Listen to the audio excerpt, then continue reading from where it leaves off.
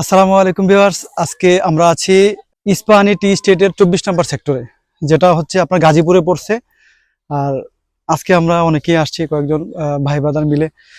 মূলত আজকের এই পরিবেশটা দেখেন, খুব সুন্দর। এবং দেখেন চা বাগানের চা পাতাগুলা একদম কচি।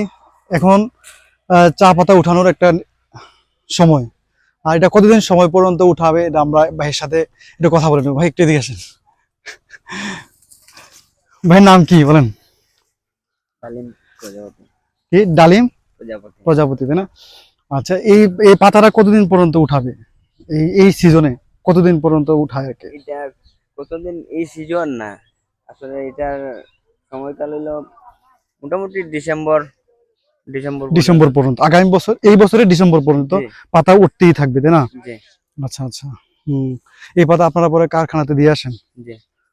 আচ্ছা ভাই, থ্যাংক ইউ ভাই, আপনাকে সব মূল্যবান সময় আমাদেরকে দেওয়ার জন্য।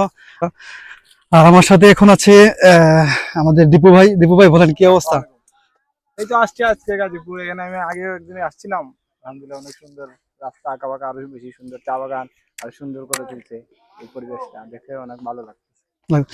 আচ্ছা, তো যাই হোক, চলেন আমরা এখন এই 24 নম্বর সেক্টরের যে যাত্রী ছাউনি, সেটার মধ্যে যাব। গিয়ে দেখবো আমরা কারা কারা আছি, আর মেইন রাস্তাটাও দেখাবো। রাস্তার পরিবেশটাও এখন খুব সুন্দর। আমি অনেক আগে আসছিলাম, রাস্তাটা তেমন ভালো ছিল না।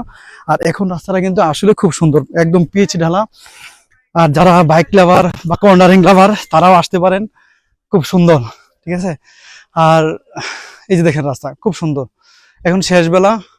আর আপনাদেরকে এখন দেখাচ্ছি, দেখেন 24 নম্বর সেক্টরের যে এই ভাই 24 নম্বর সেক্টরের এই জিনিসটা দেখেন একটু। হ্যাঁ, 24 নম্বর সেক্টরের এই পজিশনটা।